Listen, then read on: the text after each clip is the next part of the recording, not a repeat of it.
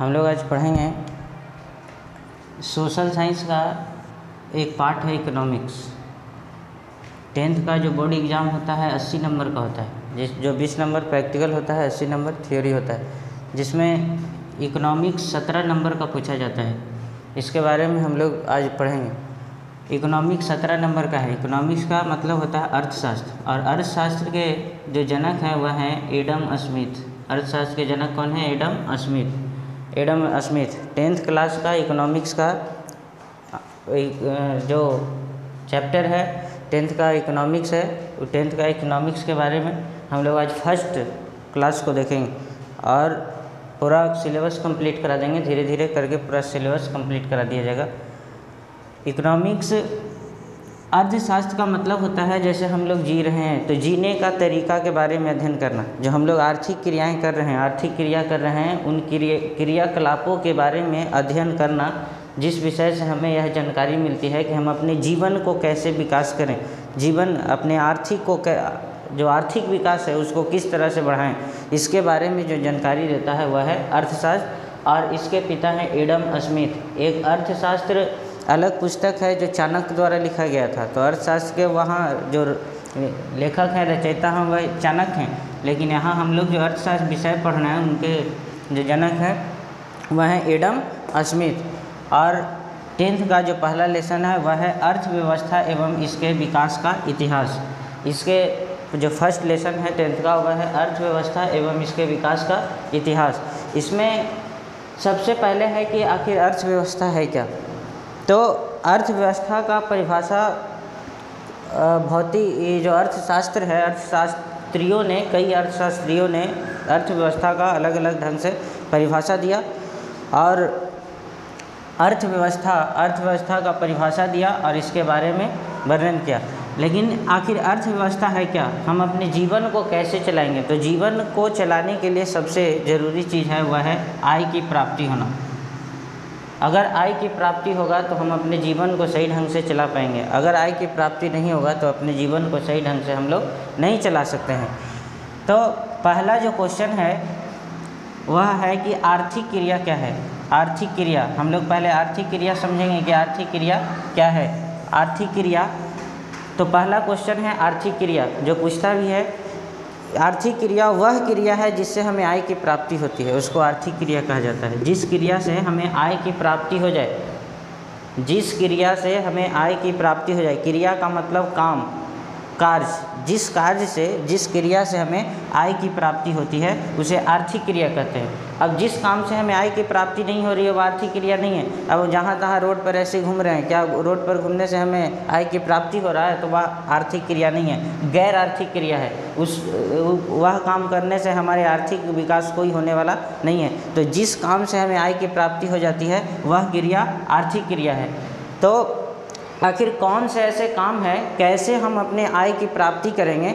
और यह जो अर्थव्यवस्था का विकास हुआ, अंग्रेज 200 वर्षों तक अंग्रेज रहा। उस समय हमारे भारत का जो अर्थव्यवस्था था वह भारतीय अर्थव्यवस्था का विकास बहुत खराब था और भारतीय अर्थव्यवस्था का विकास नहीं हुआ। 200 वर्षों तक भारतीय अर्थव्यवस्था का विकास नहीं हुआ। लेकिन अब धीरे धीरे करके हमारे भारतीय अर्थव्यवस्था का विकास काफ़ी अच्छी तरह से हो चुका है।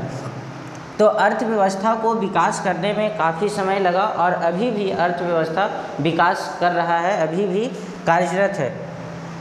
तो पहला क्वेश्चन हुआ कि जिस क्रिया से हमें आय की प्राप्ति होती है आर्थिक क्रिया कहते हैं। लेकिन हमें पता कैसे चलेगा कि कौन सी क्रिया है जिससे हमें आय की प्राप्ति होगी और हमारी अर्थव्यवस्था कैसे कैसे धीरे धीरे करके विकास किया है? तो हम देखेंगे कि आय की प्राप्ति करने के लिए किस तरह से क्षेत्रों को बांटा गया। तो आय की प्राप्ति करने के लिए अर्थव्यवस्था को 3 क्षेत्र में बांटा गया। अर्थव्यवस्था को 3 क्षेत्र में बांटा गया, जिसे अर्थव्यवस्था का संरचना भी कहा जाता है। अर्थव्यवस्था का संरचना, और वह अर्थव्यवस्था के संरचना कितने होते हैं? 3, जिसको प्राथमिक क्षेत्र, द्वितीयक क्षेत्र और तृतीयक क्षेत्र कहा जाता है। पहला क्या है? प्राथमिक क्षेत्र। दूसरा क्या है?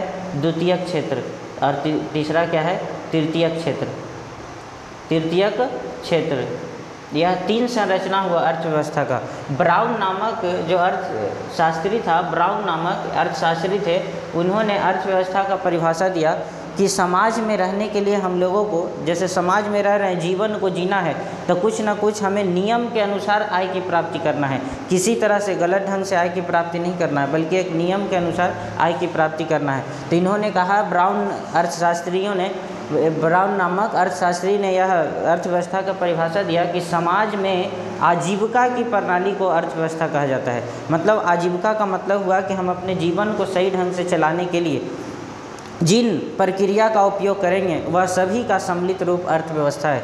समाज में आजीविका के प्रणाली को अर्थव्यवस्था कहा जाता है। और अर्थव्यवस्था किस पर आधारित था? तो हमारे आर्थिक विकास पर, आय की प्राप्ति करने के लिए कि हम अपने जीवन को किस तरह से सही ढंग से चला सकते हैं, तो वह था। और अर्थव्यवस्था को 3 संरचना में बांटा गया। अर्थव्यवस्था के कितने संरचना? 3 संरचना। यहाँ से हम लोग देखेंगे कि हमारी जो अर्थव्यवस्था था पहले कैसा था और आज हम लोग किस स्थिति में आए हैं। इस आधार पर अर्थव्यवस्था के 3 संरचना बनाया गया। पहला जो था प्राथमिक क्षेत्र, दूसरा था द्वितीयक क्षेत्र और तीसरा है तृतीयक क्षेत्र।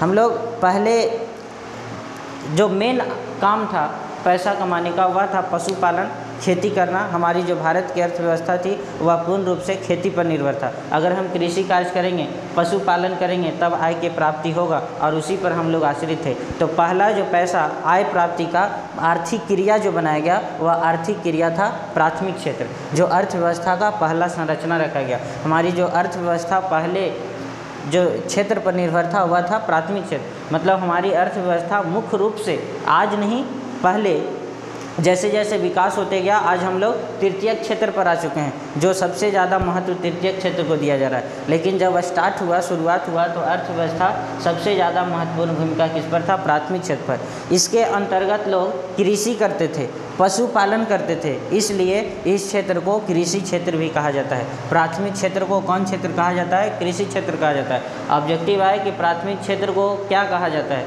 कृषि क्षेत्र, या कृषि क्षेत्र को कहा जाता है प्राथमिक, द्वितीयक, तृतीयक। तो मारेंगे प्राथमिक क्षेत्र, क्योंकि प्राथमिक क्षेत्र जो था पशुपालन और खेती पर निर्भर था। तो पहला जो आर्थिक क्रिया जो हम लोगों को आय प्राप्ति का साधन था वह प्राथमिक क्षेत्र, जिसमें कृषि क्षेत्र था। तो अर्थव्यवस्था का पहला संरचना हुआ प्राथमिक क्षेत्र, जिसके अंतर्गत हम लोग खेती करते हैं, पशुपालन करते हैं, मछली पालन करते हैं। यह सभी किसके अंतर्गत है? प्राथमिक क्षेत्र। इस क्षेत्र को ही कृषि क्षेत्र कहा जाता है। दूसरा आएगा द्वितीयक क्षेत्र। जैसे लोगों ने पैसा कमाना शुरू किया, खेती किया, पशुपालन किया, तो बहुत से लोगों ने सोचा कि हर आदमी खेती नहीं कर सकता है, हर आदमी पशुपालन नहीं कर सकता है। तो उन पैसों से सोचा कि हमारी जो जीने की तरीका है, आर्थिक क्रिया है, आय की प्राप्ति है, उसको बदला जाए। तो जिनके पास थोड़ा आय ज़्यादा हुआ, इनकम ज़्यादा हुआ, तो वे लोगों ने क्या किया कि ऐसे चीज़ों को पकड़ा कि मनुष्य हर दिन कौन सी वस्तुओं का उपयोग कर रहा है। तो हर वस्तु, बहुत सारे वस्तु है जिसका मनुष्य हर दिन उपयोग कर रहा है। तो उनके फैक्ट्री लगाने का व्यवस्था किया कि इन वस्तुओं का उत्पादन किया जाए। तो इसके अंतर्गत फैक्ट्री आया, फैक्ट्री खुलने लगा। बहुत से लोगों ने कृषि नहीं किया, पशुपालन नहीं किया, मछली पालन करना पसंद नहीं किया, क्योंकि हर व्यक्ति को यह सब अच्छा नहीं लगता।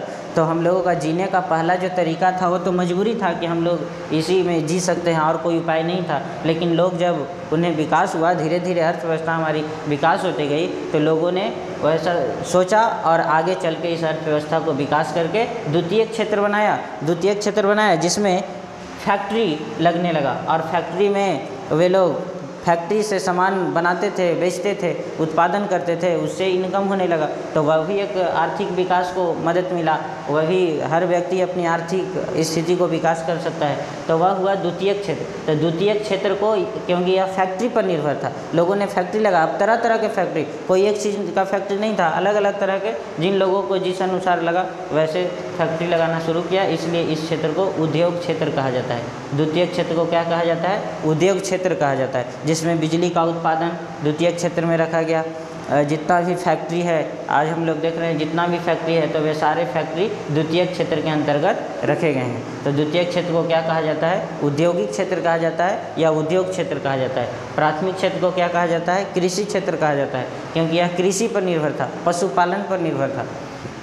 आज हम लोग देखेंगे सबसे जो लोगों को सबसे जो अच्छा लगने वाला है कि पैसा कमाने का सबसे अच्छा जो साधन है, सबसे अच्छा तरीका है, वह है तृतीयक क्षेत्र।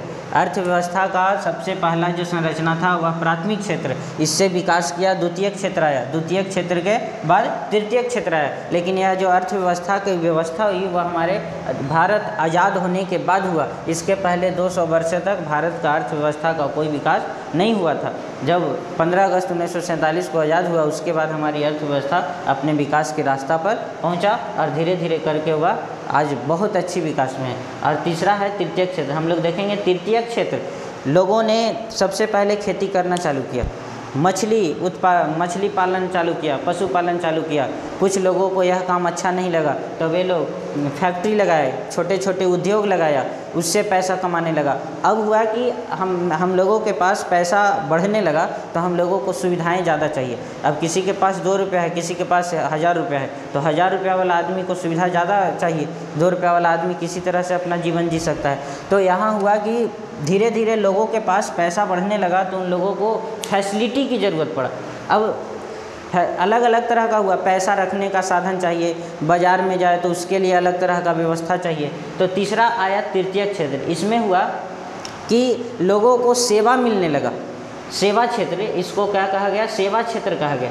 सेवा क्षेत्र जैसे कुछ लोगों ने सोचा कि हमसे कृषि नहीं होगा, फैक्ट्री नहीं होगा, तो किसी ने दुकान खोल लिया, छोटे छोटे दुकान खोल लिए, किसी ने बड़े दुकान खोल लिया, किसी ने छोटा बैंक खोल के बैठ गया। वहाँ जिसके पास पैसा ज़्यादा था, पैसा ज़्यादा रहेगा तो चोरी भी चालू हो गया, तो उन पैसों को सुरक्षित रखने के लिए बैंक खुलना चाहिए, तो बैंक में पैसा रखने लगा। तो हम लोग बैंक में अपने जाके पैसा नहीं रख सकते हैं, वहाँ आदमी रहता है, उसको हम पैसा देते हैं, खाता खोलता है, उस खाता में पैसा रखता है। तो यानी कि वहाँ हम लोगों को सेवा दे रहा है, वह जो आदमी है वह सेवा दे रहा है। तो जितने नौकरियां हैं वह सभी नौकरी को तृतीयक क्षेत्र में रखा गया। जो लोग आज इस क्षेत्र में सबसे ज़्यादा भूमिका निभा रहे हैं और लोगों को सबसे ज़्यादा क्षेत्र अगर कोई पसंद है तो वह तृतीयक क्षेत्र है। तो तृतीयक क्षेत्र में सेवा प्रदान होता है, इसमें अपना कोई पूंजी नहीं लगता, अपना कोई पूंजी नहीं लगता। नौकरी है तो नौकरी में हम अपना पूंजी नहीं लगा रहे हैं, बल्कि लोगों को सेवा कर रहे हैं। सरकार हमें पैसा दे रही है, हम तो लोगों को सेवा कर रहे हैं, लोगों के लिए तो हम सेवा दे रहे हैं। तो इस प्रकार यह तृतीयक जो क्षेत्र हुआ वह सेवा क्षेत्र हुआ। इसमें हॉस्पिटल, स्कूल, नौकरी, जितनी नौकरी हैं, बैंकिंग प्रणाली, यह सभी को तृतीयक क्षेत्र में रखा गया। आज वर्तमान समय में तृतीयक क्षेत्र का ज़्यादा महत्व दिया जा रहा है, लेकिन यह ऑब्जेक्टिव 2 तरह से पूछता है। अगर कहे कि वर्तमान समय में किस क्षेत्र का महत्व सबसे ज़्यादा है तो तृतीयक क्षेत्र का, और कहे कि प्राचीन समय में कौन से क्षेत्र का महत्व था तो प्राथमिक क्षेत्र का। हमारी जो फर्स्ट स्टार्टिंग अर्थव्यवस्था का जो विकास हुआ था वह था प्राथमिक क्षेत्र से, जिसको कृषि क्षेत्र कहते हैं। इससे विकास हुआ तो उद्योग लगा, तो द्वितीय क्षेत्र उद्योग क्षेत्र बन गया। उसके बाद पैसा हुआ लोगों के पास तो फैसिलिटी बढ़ने लगा, लोगों को सुविधाएं चाहिए, ज़्यादा सुविधा चाहिए, तो बहुत से लोगों ने सुविधा देना चालू किया। तो सुविधा देना चालू किया तो लोगों का सेवा करना चालू किया। जो सेवा क्षेत्र आता है, तृतीय क्षेत्र सेवा क्षेत्र, इसमें क्या आता है तो इसमें बैंकिंग प्रणाली, स्कूल, अस्पताल आदि को रखा गया है और इस क्षेत्र को सेवा क्षेत्र कहा जाता है। वर्तमान समय में तृतीय क्षेत्र का महत्व सबसे ज़्यादा दिया जा रहा है। तो यह हुआ हमारी आर्थिक क्रिया। आर्थिक क्रिया के अंतर्गत हम लोग देखें कि इस तरह से करके इतना जो क्षेत्र है 3 संरचनाएं बनाई गई, अर्थव्यवस्था का ढांचा बनाया गया। संरचना का मतलब होता है ढांचा। जो संरचना बनाया गया, ये 3 तरीके से हम आर्थिक क्रिया करके आय की प्राप्ति कर सकते हैं। और बाकी जो वह क्रिया जिससे हमें आय की प्राप्ति नहीं होती है, हम लोग बहुत से ऐसे क्रिया करते हैं जो आय की प्राप्ति उससे नहीं होती, तो वह क्रिया आर्थिक क्रिया नहीं है, वह क्रिया को गैर आर्थिक क्रिया कहा जाता है। यह आर्थिक क्रिया के अंतर्गत ही, आर्थिक क्रिया के लिए ही यह अर्थव्यवस्था के 3 संरचना बनाया गया, प्राथमिक, द्वितीयक और तृतीयक। इसके बाद हम लोग देखेंगे आर्थिक क्रिया क्या है, तो वह क्रिया जिससे हमें आय की प्राप्ति होती है उसे आर्थिक क्रिया कहते हैं। अर्थव्यवस्था क्या है, तो ब्राउन अर्थशास्त्री ने कहा कि समाज में आजीविका की प्रणाली को अर्थव्यवस्था कहा जाता है। अर्थव्यवस्था की कितने संरचना, 3 संरचना, प्राथमिक क्षेत्र, द्वितीयक क्षेत्र, तृतीयक क्षेत्र। प्राथमिक क्षेत्र को क्या कहा जाता है, तो इसे कृषि क्षेत्र भी कहा जाता है। द्वितीयक क्षेत्र को उद्योग क्षेत्र, तृतीयक क्षेत्र को सेवा क्षेत्र कहा जाता है। इसके बाद हम लोग आगे देखेंगे अर्थव्यवस्था का प्रकार, कि अर्थव्यवस्था के कितने प्रकार है। अर्थव्यवस्था के 3 प्रकार। संरचना और प्रकार में बहुत से जो बच्चे होते हैं वह कन्फ्यूज रहते हैं। संरचना अलग होता है, प्रकार अलग होता है। एग्ज़ाम में आता है तो संरचना की जगह कोई प्रकार लिख कर आते हैं, प्रकार की जगह कोई संरचना लिख कर आते हैं। तो इस प्रकार हम लोग ध्यान देंगे कि दोनों अलग अलग चीज़ है। संरचना प्राथमिक, द्वितीयक, तृतीयक और प्रकार पूंजीवादी अर्थव्यवस्था, समाजवादी अर्थव्यवस्था और एक है मिश्रितवादी अर्थव्यवस्था। मिश्रितवादी अर्थव्यवस्था। हमारी अर्थव्यवस्था का विकास होने लगा तो कुछ जो सुविधाएं दी जाने लगी वह सरकार के द्वारा भी था। जैसे देश के अंदर बहुत सारे क्रियाकलाप हो रहे हैं, बहुत सारी संस्था है, तो वह कुछ संस्था सरकार के द्वारा भी बनाया गया है। कुछ संस्थाएं जो है निजी व्यक्ति के द्वारा भी चल रहा है। किसी देश में केवल सरकारी संस्था है, किसी देश में केवल प्राइवेट संस्था है, किसी देश में प्राइवेट और सरकारी दोनों का महत्व दिया जा रहा है। तो इसके आधार पर यह जो अर्थव्यवस्था है वह 3 प्रकार के अर्थव्यवस्था है। पहला अर्थव्यवस्था पूंजीवादी अर्थव्यवस्था, दूसरा समाजवादी अर्थव्यवस्था, तीसरा मिश्रितवादी अर्थव्यवस्था। पूंजीवादी अर्थव्यवस्था क्या है इसको हम लोग देखेंगे। पूंजीवादी अर्थव्यवस्था होता है कि जब उत्पादन, देश के अंदर जितना उत्पादन हो रहा है और जितना साधन है उन सभी पर यदि कोई निजी व्यक्ति का अधिकार है, किसी निजी व्यक्ति का अधिकार है, मेरे पास मोबाइल है, मोबाइल पर सिर्फ मेरा अधिकार है, उसी प्रकार देश के अंदर बहुत सारी संस्थाएं हैं, उस पर यदि निजी व्यक्ति का अधिकार है, देश के अंदर जितने भी संस्थाएं चल रही है उस पर निजी व्यक्ति का अधिकार है, गाड़ी चल रहा है उस पर भी निजी व्यक्ति का अधिकार है। तो जब उत्पादन एवं साधन के वितरण पर केवल निजी व्यक्ति का अधिकार हो, वहाँ सरकारी कुछ नहीं हो, तो केवल निजी व्यक्ति का अधिकार हो तो उसे पूंजीवादी अर्थव्यवस्था कहा जाता है। पूंजीवादी अर्थव्यवस्था क्या है तो लिखेंगे कि जब उत्पादन एवं साधन के वितरण पर केवल पूंजीपति का अधिकार हो या निजी व्यक्ति का अधिकार हो तो उसे पूंजीवादी अर्थव्यवस्था कहा जाता है। इसके अंतर्गत अमेरिका है, अमेरिका में पूंजीवादी अर्थव्यवस्था है, जापान में पूंजीवादी अर्थव्यवस्था है। इस प्रकार जितने लगभग जो विकसित देश हैं वे लगभग पूंजीवादी अर्थव्यवस्था वहाँ है, यानी सारा चीज़ वहाँ क्या है, प्राइवेट है। दूसरा अर्थव्यवस्था समाजवादी अर्थव्यवस्था। समाजवादी अर्थव्यवस्था क्या है कि जब उत्पादन एवं साधन के वितरण पर सरकार का अधिकार होता है, मतलब यहाँ सरकारी, हर चीज़ सरकारी। जहाँ पूंजीवादी अर्थव्यवस्था होता है उस देश के राष्ट्रपति होते हैं, और जहाँ समाजवादी अर्थव्यवस्था होता है उस देश में प्रधानमंत्री होते हैं, और जहाँ मिश्रितवादी अर्थव्यवस्था होता है उस देश को चलाने के लिए राष्ट्रपति और प्रधानमंत्री दोनों की ज़रूरत होती है। तो पूंजीवादी अर्थव्यवस्था वाले देश में राष्ट्रपति होते हैं, समाजवादी अर्थव्यवस्था वाले देश में प्रधानमंत्री होते हैं, और मिश्रितवादी अर्थव्यवस्था वाले देश में राष्ट्रपति और प्रधानमंत्री दोनों होते हैं। तो पूंजीवादी जब उत्पादन एवं साधन के वितरण पर किसका अधिकार हो, निजी व्यक्ति का, तो क्या कहा जाएगा, पूंजीवादी।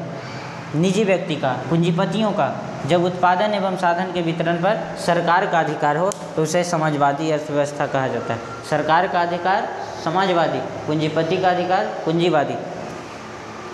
समाजवादी अर्थव्यवस्था चीन में है, रूस में है, यह सभी देशों में समाजवादी अर्थव्यवस्था है। अब हम लोग देखेंगे मिश्रितवादी अर्थव्यवस्था।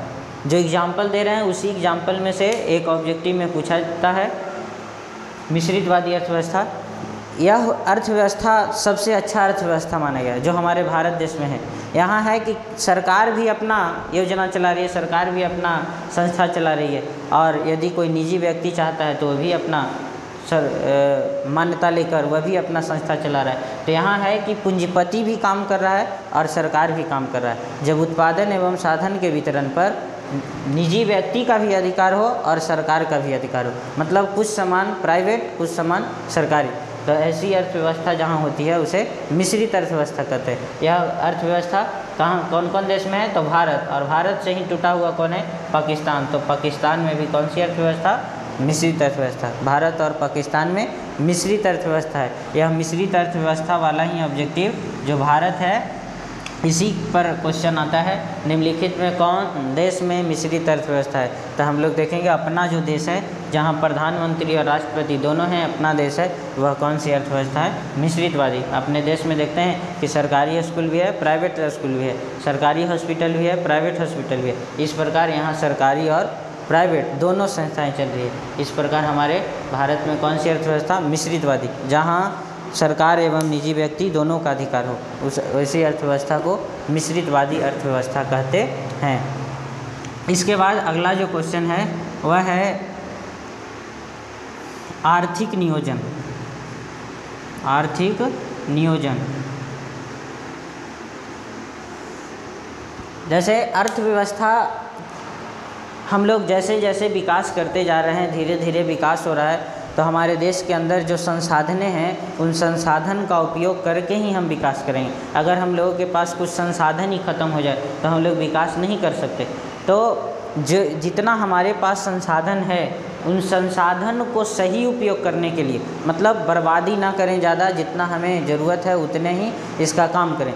तो आर्थिक नियोजन क्या है कि जब कोई भी राष्ट्र के पास अपने पास उपलब्ध संसाधनों का सही उपयोग करने के लिए योजना बनाई जाती है, सही उपयोग करने के लिए योजना बनाई जाती है, उसे आर्थिक नियोजन कहा जाता है। जब कोई राष्ट्र अपने प्राथमिकता के आधार पर उपलब्ध संसाधन का मतलब जो चीज़ उसके पास है, उपलब्ध संसाधन का सही उपयोग करने के लिए जो योजना बनाता है उसे आर्थिक नियोजन कहते हैं। और आर्थिक नियोजन को चलाने के लिए, सही ढंग से देख रेख करने के लिए योजना आयोग का गठन किया गया।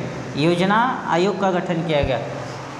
पहला क्वेश्चन आर्थिक नियोजन, उसके बाद योजना आयोग, दोनों मिलता जुलता है। आर्थिक नियोजन की कोई भी देश जो है उसके पास संसाधन उपलब्ध है, लिखना अगर रहेगा तो ऐसे लिखेंगे कि जब कोई राष्ट्र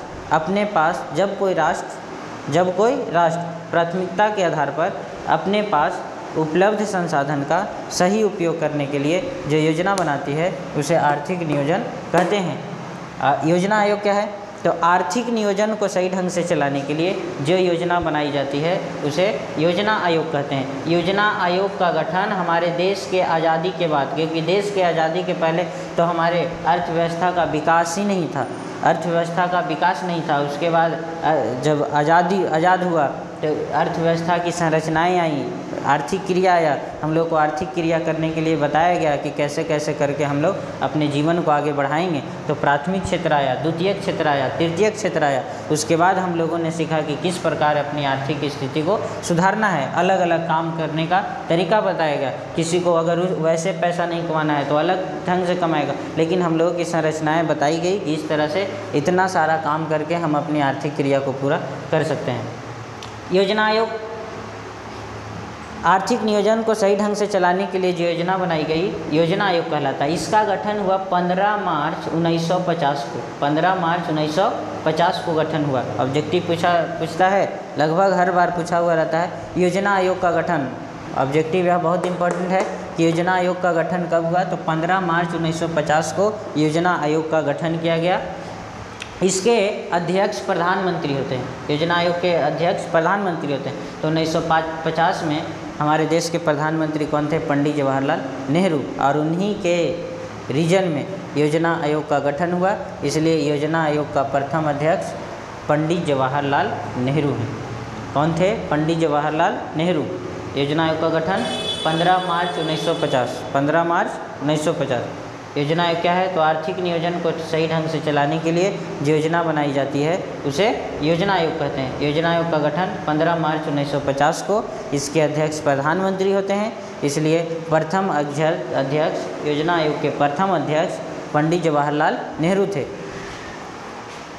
2015 में नरेंद्र मोदी जब प्रधानमंत्री थे तो उन्होंने इसका नाम बदल दिया और इसी का नाम रख दिया नीति आयोग। नीति आयोग, इसका नाम बदलकर क्या रख दिया? नीति आयोग, जिसका गठन 1 जनवरी